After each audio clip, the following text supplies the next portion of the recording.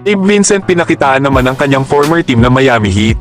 Pero bago yan napaiyak naman ang isang batang babaeng fan nang makita si Lebron ng malapitan sa courtside. Kahit nakatalikod nga si Lebron ay hindi pa rin mapigilan ng batang fan ang kanyang pag-iyak.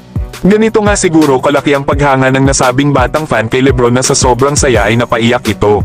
Kaya naman tinapos lang siguro ni Lebron ang laro laban sa Miami Heat. Lalo at napansin niya rin siguro ang batang babaeng fan na umiiyak habang siya ay naglalaro. Kaya naman nang matapos na ang laro ay agad na lumapit si Lebron sa nasabing batang fan at nagpa-picture ito kasama ng kanyang nanay. At dito nga ay makikita na ang batang fan na tuwang-tuwa at masaya na dahil sa nakasama na nito si LeBron James.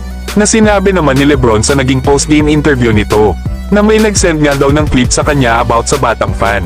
Kaya naman sinigurado niya daw na malalapitan niya ang nasabing batang fan pagkatapos ng laro para maging masaya ito. Sa ngayon ay nasa pang-anim na pwesto ang Los Angeles Lakers sa West matapos ang tatlong sunod na pagkatalo. May record nga sila sa ngayon na 21 wins and 17 losses. Pero kayo mga idol, ano ang masasabi nyo dito? Samantalang nag-step up naman sa Los Angeles Lakers itong si Gabe Vincent. Pinakitaan nga nito ang kanyang dating kupunan na Miami Heat.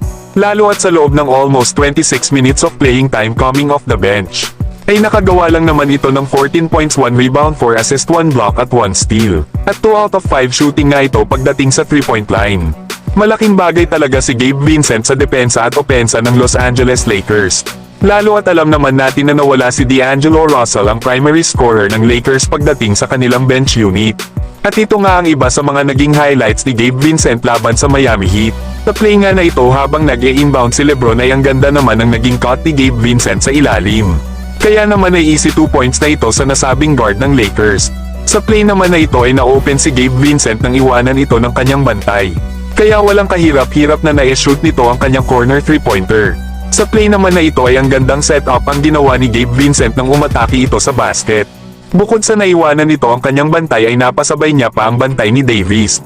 Kaya naman nang makita ito ni Gabe Vincent ay agad niyang ibinigay ang bola kay Davis, na nagresulta nga ito para sa isang easy slam dunk kay Anthony Davis. Sa play naman na ito nang makita ni Gabe Vincent na na-triple team na si Davis, ay sinamantala naman ito ni Gabe Vincent para atakihin ang basket. Kaya naman ay wala nang nagawa ang mga players ng Miami Heat. Dito naman sa play na ito ay habang lahat ng players ng Miami Heat ay abala para mapigilan si Lebron sa paint, ay nakita naman ni Lebron na open itong si Gabe Vincent kaya agad nitong ibinigay ang bola sa corner. Kaya naman ay walang kaabog-abog na nakashoot na naman si Gabe Vincent sa corner 3-pointer. Sa play naman na ito ay makikita kung gaano pabayaan ng Miami Heat si Gabe Vincent at mag-focus sila kay Jackson Hayes sa ilalim. Kaya naman ang ginawa ni Gabe Vincent ay tinirahan niya na lang ang mga ito. At sa play naman na ito mga idol ay kamuntikan ng ma-steal ng kalaban ng bola sa ginawang pasa ni Lebron. Buti na nga lang at na-manage pa rin ni Gabe Vincent na ma-secured ang bola.